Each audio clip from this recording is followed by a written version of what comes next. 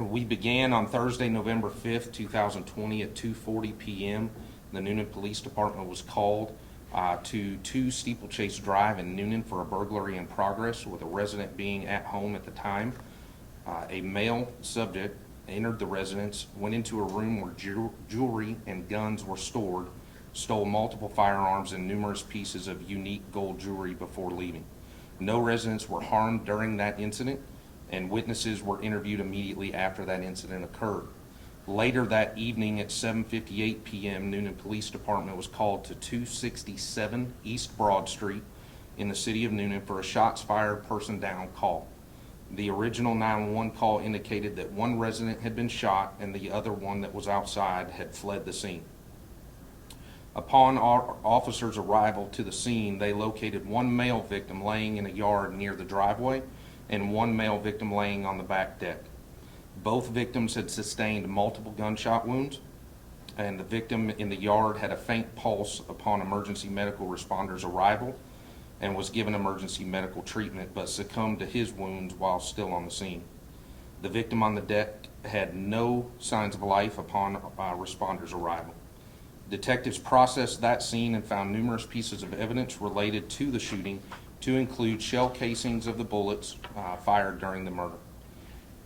The victims at that scene were identified as 39-year-old Willie Edward Bussey III and 43-year-old Kevin Dwayne Robbins, both of Newnan. They both lived at the residence of that assault.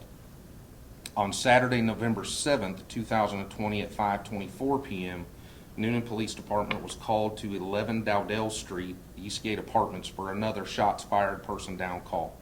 According to witnesses and evidence at the scene, a gray Ford Crown Victoria came into the complex, pulled up to the male victim in the parking lot, and the driver fired multiple shots from a handgun, striking the victim multiple times.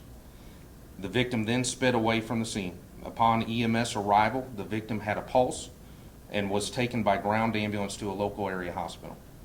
The victim later died from those injuries. Detectives processed that scene and located physical evidence and testimonial evidence about the suspect's vehicle.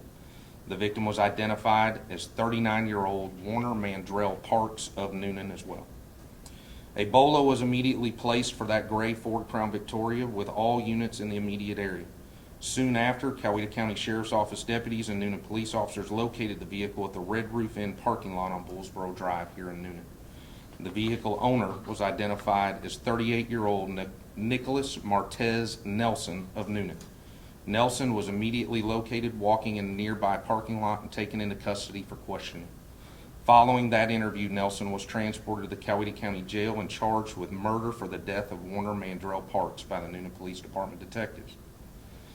On Sunday, November 8th, 2020 at 3:22 p.m., Coweta County Sheriff's Office was called to 6 Hearing Road, the Motel 6 in Newnan, for an unknown problem, person down.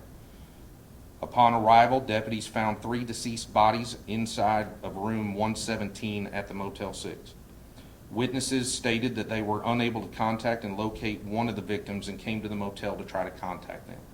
Upon examination of the scene, all 3 victims had suffered gunshot wounds previously and were left in the room by the suspect. Investigators were able to locate physical evidence of that crime at that crime scene. This evidence linked these 3 murders to the murder of Warner Mandrell Parks on November 7th. Nelson, still in custody at the Coweta County Jail, was interviewed in connection to the Motel 6 murder by the Coweta County Sheriff's Office investigators, and then charged with 3 more counts of murder for those deaths. It is believed that the Motel 6 murders occurred in between the 2 earlier reported murders on East Broad Street and Dowdell Street.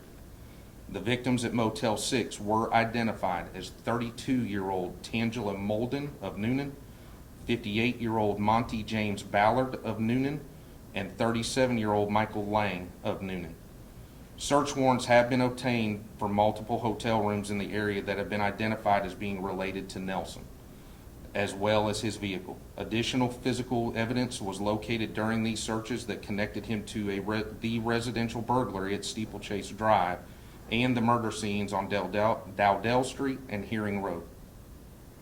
On Monday, November 9th, 2020, investigators determined Evidence at the 11 Dowdell scene and 6 Hearing Road scene were highly similar to evidence located at the 267 East Broad Street scene. Newnan Police Department is awaiting forensic reports from the Bureau of Alcohol, Tobacco, and Firearms to determine if some of those pieces of evidence are a match. Other physical evidence has been sent to the Georgia Bureau of Investigation's Crime Lab for forensic analysis and comparison as well. If the forensic evidence submitted is a match, the Newnan Police Department will file additional charges of murder for the deaths of Willie Edward Bussey III and Kevin Dwayne Evans. Newnan Police Department also intends to file charges against Nelson for the residential burglary on Steeplechase Drive. Investigators are still working to determine the exact motive for the murders of all 6 victims and what relationship they had to their assailant, Nicholas Nelson. The Newnan Police Department and Coweta County Sheriff's Office are combining efforts to solve these terrible incidents. Each agency would like to express our deepest gratitude to the Bureau of Alcohol, Tobacco, and Firearms, the Georgia Bureau of Investigations, the Coweta County District Attorney's Office, and the many businesses that have assisted with our investigation. We ask that the community rest assured that our investigation has been diligent and we are exhausting all leads in this case. The investigation will continue for some time, but we believe the individual responsible for these crimes is already in custody. Once the investigation is complete, the case file will be turned over to the Coweta County District Attorney's Office for review and prosecution. We ask that anyone that may have information related to these cases contact one of the participating agencies. Newnan Police Department can be reached at 770-254-2355, and the Coweta County Sheriff's Office can be contacted at 770-253-1502. I will now ask Chief Meadows and Sheriff Wood to give statements from each agency. We would first off like to thank each and every person that's given us information. We cannot do this job by ourselves. This is a perfect example of many agencies coming together to clear criminal acts in this county. The police department has been very helpful. The DA's office has been Johnny on the spot with us. The GBI and ATF both appeared just by us calling them simply on the phone, and they came down to assist. So without that cooperation between agencies, this could not be cleared as fast as it was. We would like to thank the community partners, the businesses who have helped us get video and everything else we needed. We want to thank the public in general that has made phone calls and let us know what they knew about the incident, and we're encouraging anyone else who knows anything about this crime or any of the crimes to give us a call. Even something you don't think is pertinent might be very pertinent to us in the prosecution of these cases. So we ask that you continue to call us. Our investigation is continuing, and we want to thank each and every one that's been involved. Thank you. Good morning, everyone. I'm just going to echo the same thing the sheriff has said. Cases such as these does not go solved without the help of the community and other people involved and other agencies. We've always had a good relationship here between our public safety agencies of working together. On the night of the East Broad Street murders that we had, the sheriff's office investigators came to help. And then again, on Saturday afternoon when that murder occurred, they also assisted us with answering calls while our officers were tied up. And then on Sunday, our investigators responded also to the Motel 6 with them. This cooperation between agencies, our citizens, and businesses to help bring these cases to a closure with an arrest and down the road of prosecution. This is a tragedy that's happened, and a lot of families are affected by it, and we just ask that you keep these families in your prayers and watch over them. And also we want to thank the Georgia Bureau of Investigation, the Alcohol, Tobacco, and Firearms, and the District Attorney's Office for their assistance. Again, agencies working together is what makes for a safe community. Thank you. Thank you, Sheriff and Chief. I will recap the victims' names quickly, just so you guys have them again. Our suspect, who is in custody currently on 4 charges of murder and 2 more charges pending is Nicholas Martez Nelson, age 38, who lives in Newnan. The first scene at 267 East Broad Street, which occurred November 5th at 7:58 p.m. One victim is Willie Edward Bussey III, age 39, lives at 267 East Broad Street. The second victim was Kevin Dwayne Robbins, age 43, lives at 267 East Broad Street as well. The second reported murder, but actually third incident in the string, is 11 Dowdell Street, Eastgate Apartments, November 7th, reported at 5:24 p.m.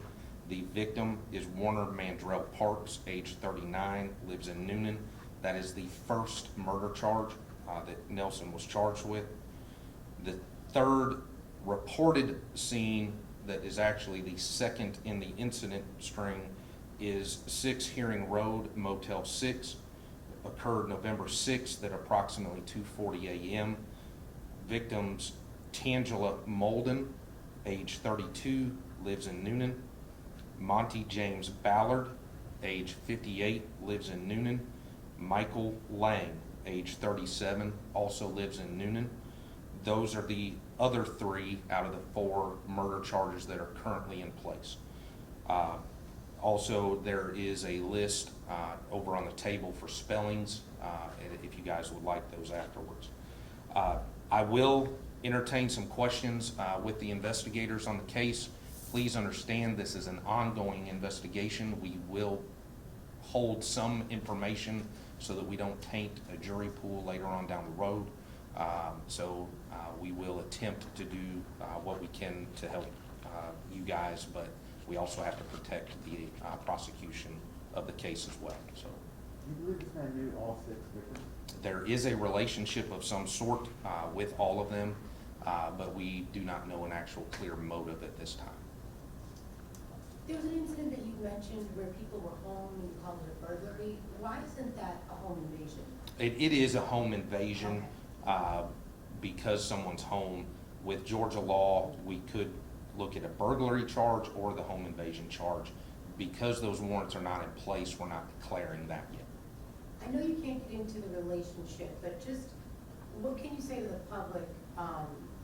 Some people who thought maybe this guy was having a mental health issue and just randomly killed him. We do believe that the incident involves drugs, but we do not know yet because we don't have a forensic analysis from him at this point to see a toxicology report yet. That is in the works so that we can see if that is the pressure in the situation. We believe that these individuals were more than acquaintances, but not in a one-on-one relationship with each other type of thing. But we do not believe that there is a threat of additional individuals, but we're not ruling that out at this point. So what we would say to the public at this point is if you have a family member in the area that you cannot reach for whatever reason, to contact one of the 2 agencies. We will do a welfare check on their last known whereabouts, and then we will hopefully be able to confirm that their family members are okay. And just last thing for me, this has just been devastating, I'm sure, for your community. What has it been like just finding body after body? So the community has been very supportive of both agencies. They are giving us the resources that we need and information that we need in order to continue with the investigation. I believe that there is a small shock factor in our community because we've never had 6 murders in 4 days. And we are attempting to make sure that this does not ever happen again in our community. Obviously, when an incident like this happens, our main goal is the prosecution of those that are responsible. So that's what our efforts are centered around now. Both agencies and the assisting agencies, investigators have been working night and day. And so we're actually having to force some of them to go home and get some rest. So. Aside from the home invasion, was anything stolen in the other homicide scene? We're not releasing that information at the moment. due to the prosecution of the case. And did Nelson live here? He is from Newnan as well. Yeah. We're, You can get a digital copy of that from the Coweta County Sheriff's Office, and afterwards we'll give you the contact information on that again. were all of the victims male? Tangela Molden is female. That's what- Any criminal charges you can tell us about with the suspect, any previous? Previous, do you, or do any of you guys know his criminal history, or do you want to discuss that at all? No. Okay, all right, so we're not going to release that yet. Are you guys calling this guy a serial killer? We do not call him a serial killer by definition. This would be what would be referred to in the court system as a spree killer due to the lack of time for cool-off period. So we ask that people do not refer to him as a serial killer. At the original crime at the home, was it just, I'm sorry, did you say money and guns or jewelry and guns? Jewelry and guns. Okay. Is he tied to any other investigations in our region right now? That are ongoing, not to our knowledge. And the timeline between the first fatal shooting and the last, as far as you guys know, do you know how many hours that was about? So specifically hours, no. November 5th at 7:58 was the first, what we believe is the first of the incidences, and then November 7th at 5:24. So a 48-hour window roughly there from the time that the first shot took place to the time he was in custody would have been a little bit closer to 6 p.m. On that Saturday evening. Can you tell us anything about his mental status when you arrested him? Obviously, we are not clinical physicians, so I can't get into a whole lot of the mental capacities. He may have been under the influence of a drug or alcohol, but we're going to refrain from saying that he is at this point because of the toxicology report needs to come back. All right. Did any of the victims ever fight back, fire a shot back, anything like that? We're not aware of anything at this time that indicates that there was a fight back. I mean, would that kind of indicate that it was just they showed up and started, that he showed up and started shooting immediately, or that they never had a chance to fight back or run away? On most or? of these scenes, we actually don't know if there was conversation, altercation, or an immediate thing. Nowadays with telecommunication devices, some of those things happen prior to someone coming to the scene, and then, shooting immediately. So we're still trying to tie the telecommunication devices and actual physical face-to-face conversation and at what point the shots broke loose. Was the gun recovered at the time of Nelson's arrest? At the time of his arrest, no. Subsequent? We do have 2 guns that we believe are from Nelson, but we are not sure yet that they are the guns that are involved in the shootings. The 2 separate, were both handles? Yes. Was there any type of struggle when Nelson was arrested? No. Did the suspect have any other potential victims that might have been down the line if not caught? We do not know that at this time. And at this point, you think he acted alone in each of these incidents? We believe currently all the evidence points that he acted alone in the assaults. We are still investigating whether or not there are accomplices or other people involved.